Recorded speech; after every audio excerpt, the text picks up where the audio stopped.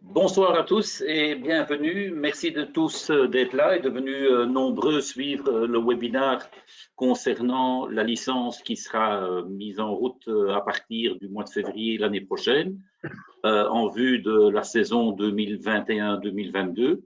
Je voulais vous signaler de toute façon d'abord que vous êtes en mode mute, donc vous ne pouvez malheureusement pas prendre la parole. Par contre, il y a le chat qui doit vous permettre de poser toutes les questions qui vous trottent et qui vous passent par la tête. Donc, n'hésitez pas de poser vos questions. On y répondra avec plaisir. Alors, peut-être pour commencer, certains d'entre vous se poseront peut-être la question, mais pourquoi est-ce qu'on continue avec ces licences malgré toute cette situation de Corona? Ben, écoutez, nous, l'idée était vraiment d'avoir une première année de départ pour voir un peu comment ça se met en route et comme ça, on a déjà un premier exercice sur lequel on peut se baser pour développer vers le futur. Important à savoir que l'idée de cette licence, quoi qu'on en pense, ce n'est pas le but de vous surcharger de travail et de vous procurer beaucoup plus de travail à réunir 46 000 dossiers et documents. L'idée est vraiment de faire un truc assez simple où on sera là, surtout notre partenaire DNF que je vais vous présenter tout de suite, qui seront là pour vous aider et pour vous aider à suivre tout le trajet.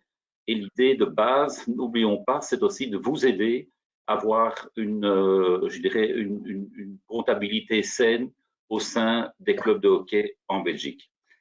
Alors, ce soir est avec nous Pieter de Ranter. Donc, Pieter de Ranter appartient au groupe DNF Sportpraktijk, qui est notre nouveau partenaire qui est notre nouveau licensee manager.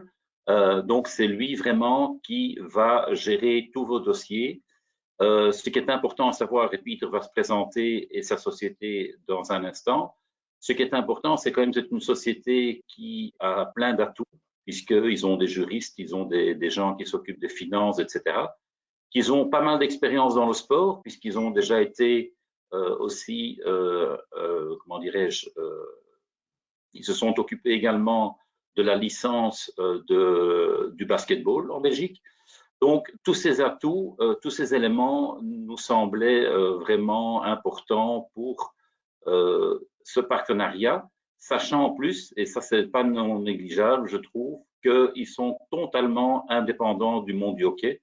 Donc, ce ne sont pas des gens qui émanent du hockey, qui ont une expérience dans le sport, et ça c'est vraiment très important par contre, mais donc il n'y a aucun a priori vis-à-vis d'un club ou d'un autre, etc. Pour nous, c'était vraiment important d'avoir quelqu'un totalement indépendant. Voilà.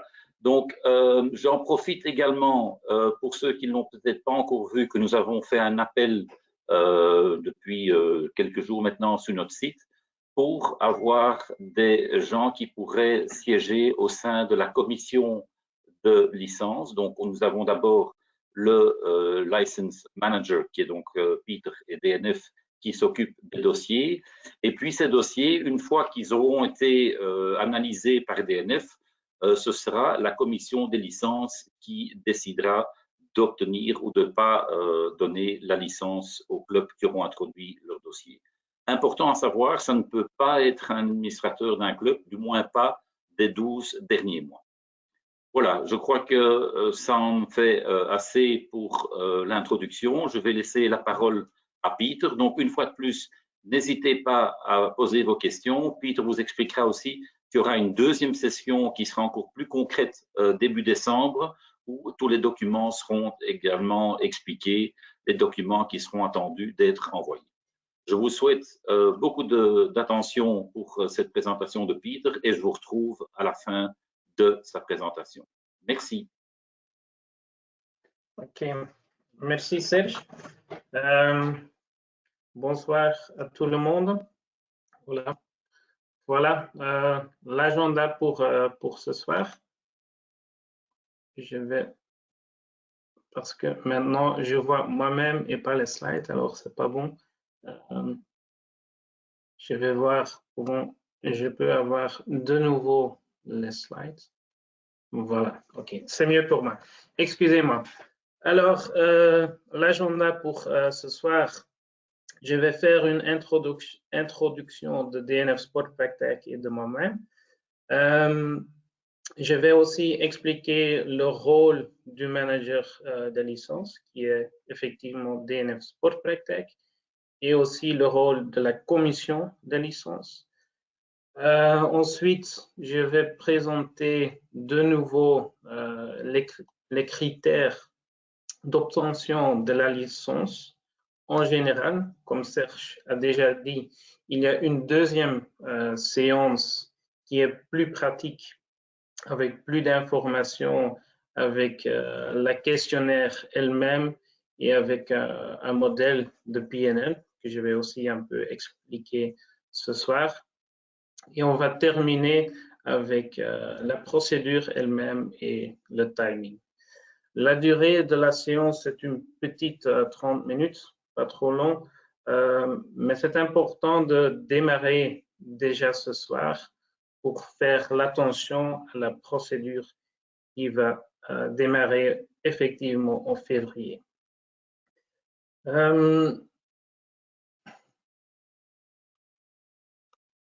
Voilà. C'est qui DNF Sport Practech?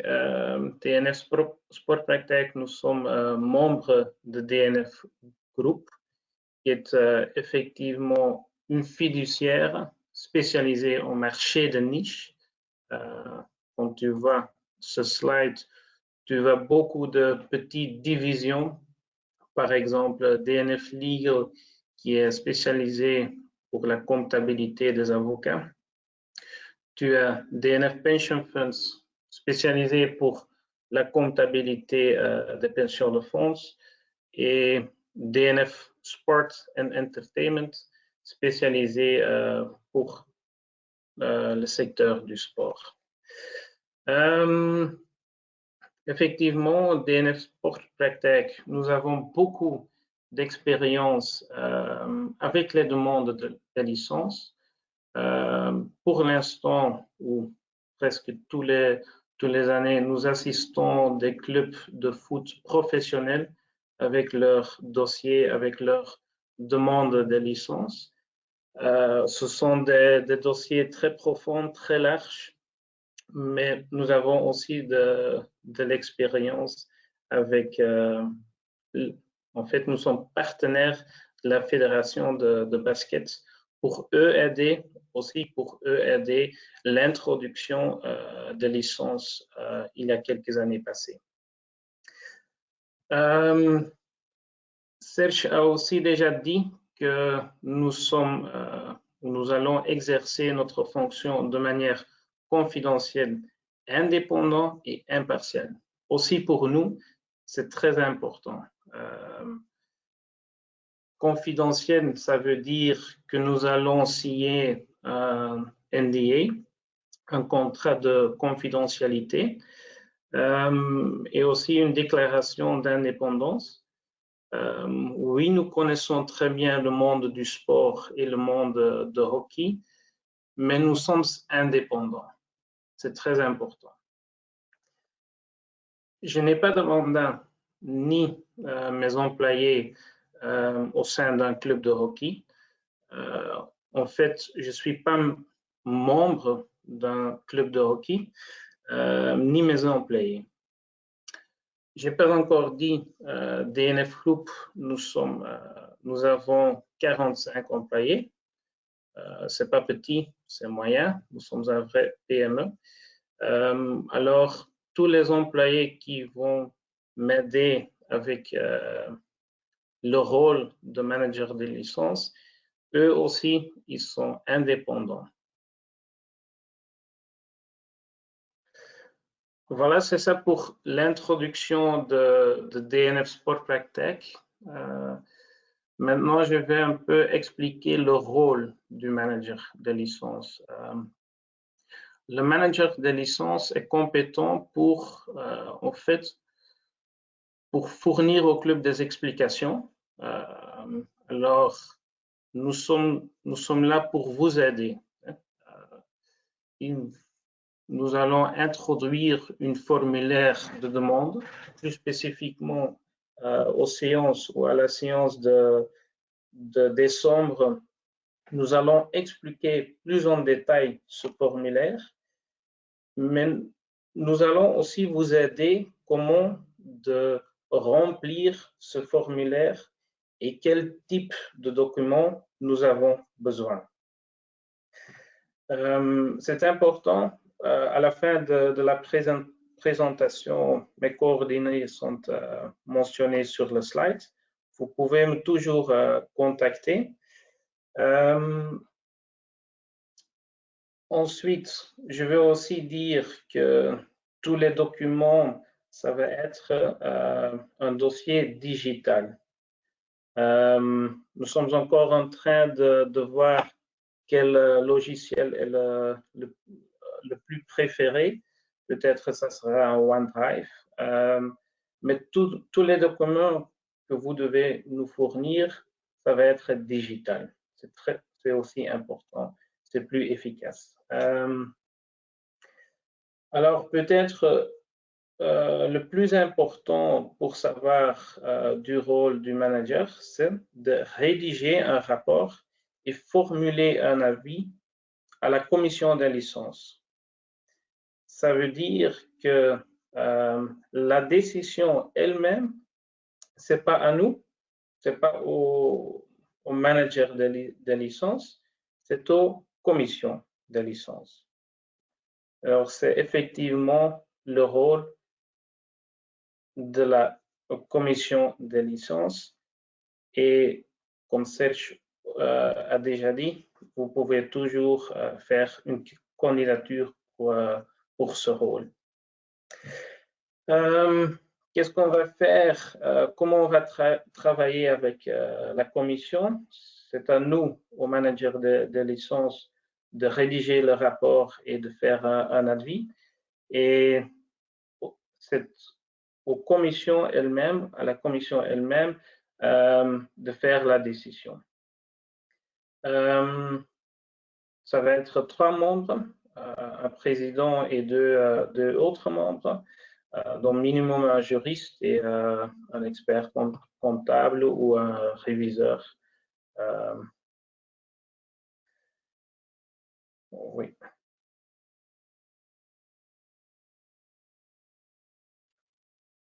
Si ça c'est clair, la différence entre un manager des licences et la commission des licences, je vais un peu expliquer les critères qui sont déjà écrits dans le règlement, dans l'article 6 et 12.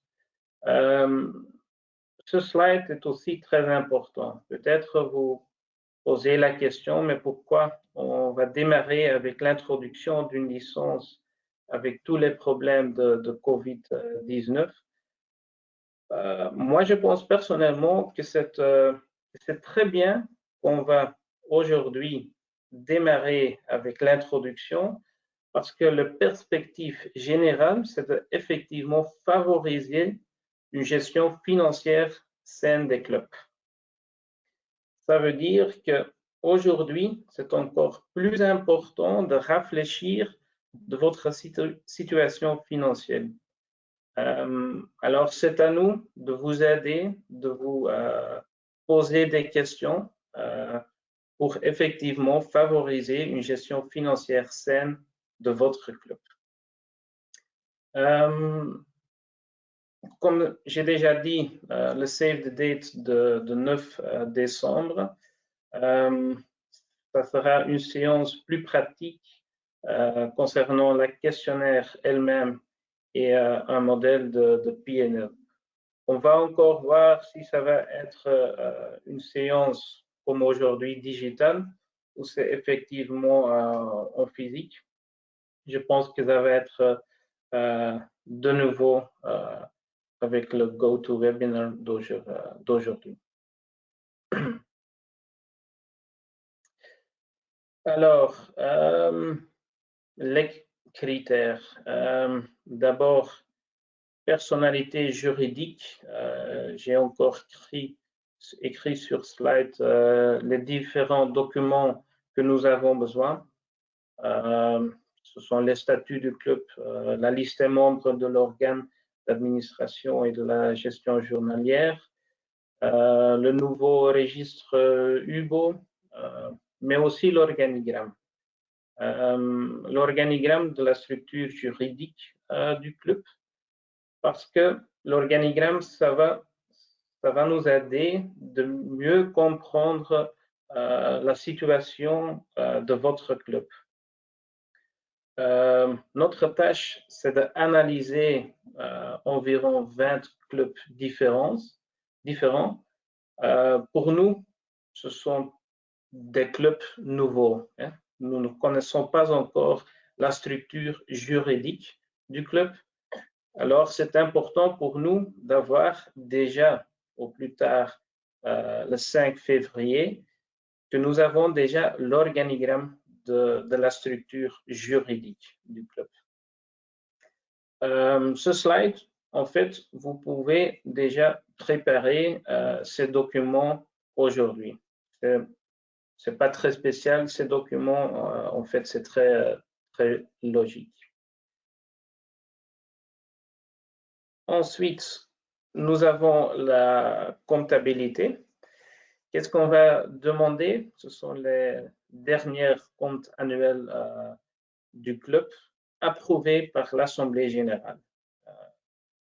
C'est important parce que on a déjà dit que c'est approuvé par l'Assemblée générale. Ça veut dire si la clôture du club est le 30 juin, ça veut dire que les comptes annuels sont approuvés avant fin de 2020. Ou si votre clôture est fin de l'année, 31 décembre 2019, ça veut dire que ces chiffres, ces comptes annuels sont approuvés avant le 30 juin de 2020. Aussi, ces chiffres, aussi ces comptes annuels, vous pouvez déjà préparer ça aujourd'hui. Alors, c'est aussi pas grand chose qu'on demande. Ensuite, nous allons demander une attestation pour la TVA et pour le ONSS, confirmant que les montants dus ont été payés jusqu'à la fin de 2020, depuis Q4 2020. Alors, j'espère que ça est aussi clair pour tout le monde, parce que maintenant, nous avons le slide, en fait, le plus difficile, mais aussi, c'est aussi le but d'une licence, parce que on va analyser la continuité du club.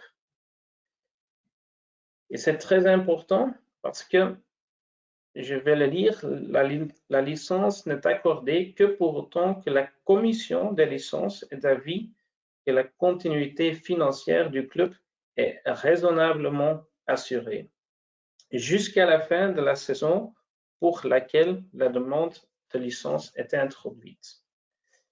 Ça veut dire que on va regarder dans le futur. Les slides en avant, c'était le passé. Ce slide, c'est pour le futur. On va analyser un PNL complété par le club.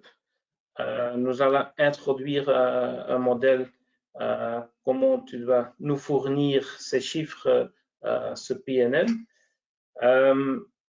Et c'est à nous d'analyser ces chiffres pour l'exercice en cours, mais aussi pour l'exercice suivant. Parce qu'effectivement, c'est à nous d'analyser la continuité financière du club jusqu'à la fin de la saison pour laquelle la demande de licence a été introduite. Alors, on va regarder une année et demie dans la future. Ce slide, c'est le plus important, c'est la continuité financière du club. Peut-être le PNL ne suffit pas et peut-être nous allons demander des documents supplémentaires pour avoir plus d'informations concernant la continuité. Nous avons aussi dit que vous pouvez toujours travailler avec une lettre de confort pour garantir s'il y a un problème de continuité.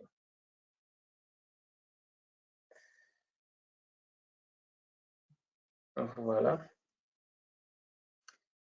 Est-ce qu'il y a encore des questions concernant la continuité ou la comptabilité ou personnalité juridique? Sinon, je vais encore montrer le slide pour infrastructure sportive. Mais concernant la continuité, comme j'ai déjà dit, la séance en décembre, soit c'est le 9, soit c'est le 10, je vais vous expliquer plus pratiquement, plus concrètement, quelle information nous avons besoin et comment vous devez remplir les formulaires. Voilà. Ensuite, procédure et timing. C'est aussi important pour déjà maintenant vous informer. Comme j'ai déjà dit, le vendredi, le 5 février, nous voulons avoir déjà l'organigramme de la structure juridique du club. 2 semaines après, le vendredi 19 février, c'est effectivement l'introduction de la demande de licence par les clubs. Alors, tous les dossiers doivent être complets, doivent être fournis aux plateformes digitales. Après, on va clôturer la plateforme d'IT, que vous ne pouvez plus uploader des documents. Mais c'est à nous, peut-être, de demander au club des pièces supplémentaires ou demander des précisions et explications concernant les chiffres, le budget et tout ça. Le deadline, c'est effectivement le 19 février et pas le 31 janvier, comme c'était inscrit dans le règlement d'ordre intérieur. Mais nous avons décidé ça pour vous donner plus de temps. C'est une première année, c'est l'introduction de la demande. Alors, c'est nouveau pour tous les clubs, aussi pour nous. Alors, nous avons décidé de donner vous plus de temps, 2 semaines en plus. Alors, le vrai deadline, c'est 19 février. Mais il y a, comme aussi inscrit dans le règlement d'ordre intérieur, des amendes quand le dossier est tardif. Nous allons analyser tous les documents quelques semaines et le vendredi 26 mars, c'est à nous, au manager de licence, pour donner notre avis à la commission des licences. Alors, il y a 2 possibilités pour vous au club. Soit la licence est accordée, des planos, ça veut dire qu'il n'y a plus de question de la licence, de la commission des licences. Alors, vous avez effectivement obtenu la licence. Soit, deuxième possibilité, la licence ne peut pas être accordée des planos. Ça veut dire que la commission de licence va de nouveau analyser en totalité votre dossier. Et la commission de licence a encore de nouveau quelques semaines pour poser d'autres questions, pour obtenir d'autres pièces complémentaires.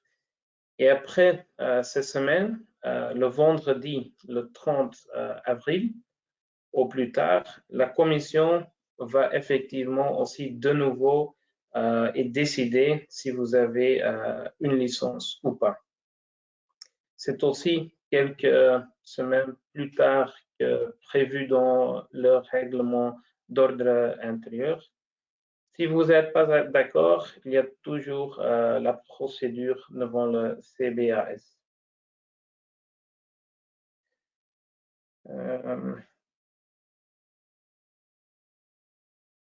Voilà. Comme j'ai déjà dit, ici mes détails du contact. Vous pouvez me toujours envoyer un mail, mais je pense que surtout les questions seront posées après la deuxième séance avec l'information plus pratique, plus concrète. Mais je pense que c'était déjà important pour faire l'introduction aujourd'hui. Comme ça, c'est encore de nouveau que vous êtes au courant que la licence doit être introduite le vendredi 19 février. Merci à Peter pour sa présentation. Donc, pour rappel, n'hésitez pas, si vous avez des questions, d'utiliser le chat. Comme ça, Peter peut répondre à vos éventuelles questions.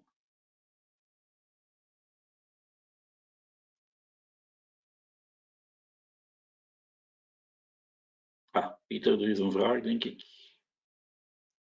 Je ne vois pas la question.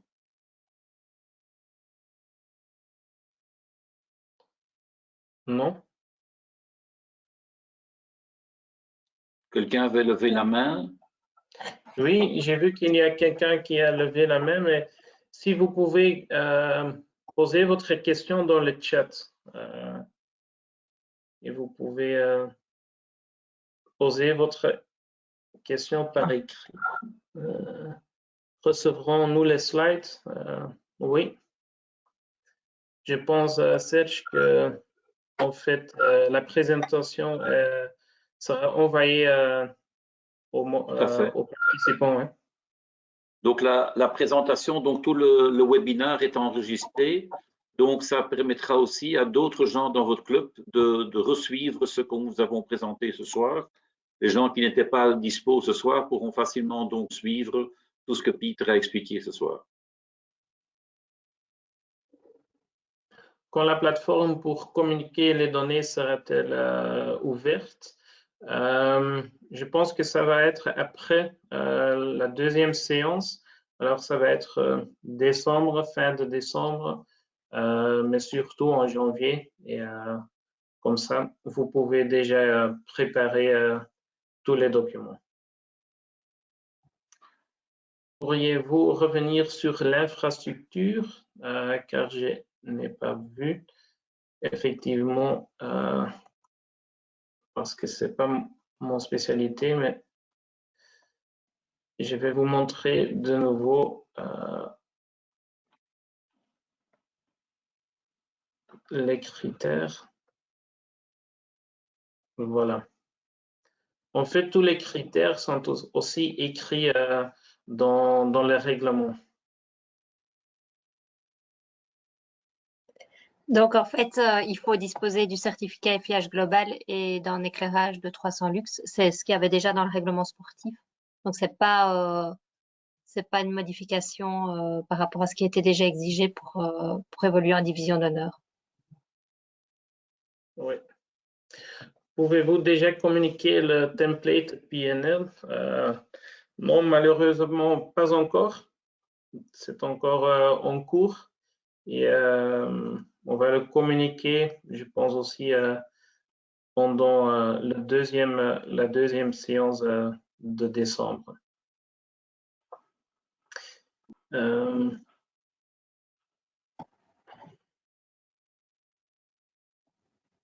Isabelle demande s'il faut introduire une demande par club ou par équipe. Si vous avez une équipe en dames et en messieurs, bien sûr, c'est qu'un seul dossier. Oui. Et il y avait Miko qui demandait aussi les profils pour rejoindre le comité, la commission des licences. On cherche des juristes, des experts comptables ou des profils similaires avec expérience similaire. Donc, il y aura un président et pour compléter la commission, pour chaque session, il y aura d'office un juriste et un expert comptable, mais le troisième profil peut être alternatif. Ou des réviseurs? Oui, oui, oui.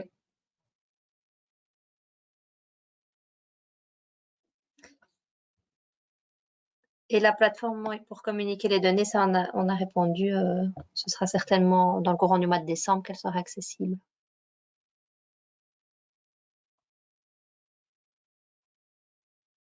Je pense que nous avons répondu tous Non, les on questions. a encore une question. Non, encore. Ouais. Le Covid va sans doute demander à certaines assemblées générales d'être retardées vu la situation sanitaire. Quelle est la flexibilité à ce niveau?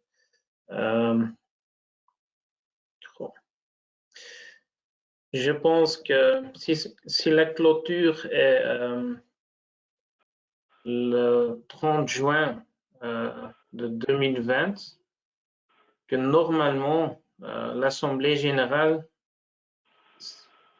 est effectivement déjà passée avant le 19 février. Alors moi je pense que c'est parce que sinon c'est pas encore le cas. Nous sommes en train d'analyser des chiffres d'encore une année passée, ça veut dire 30 juin 2019. Ça nous donne rien pour effectivement faire une analyse pour analyser la continuité du club. Et en plus, vous avez plus de travail parce que ça veut dire nous allons aussi voir dans la future que vous doit nous donner plus d'informations, plus de chiffres, plus d'exercices comptables.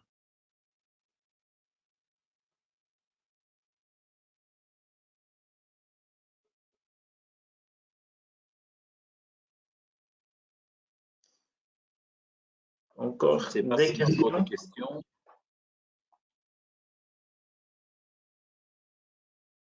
Je n'en vois plus. Alors, il ne me reste plus qu'à vous remercier tous d'avoir suivi ce webinaire. Donc, je vous donne rendez-vous déjà pour début décembre où Peter vous expliquera plus en détail les documents qui devront être remplis. Je vous souhaite à tous encore une excellente soirée et surtout, restez tous sains et saufs. Et à très bientôt. Merci. Bonne soirée. Au revoir.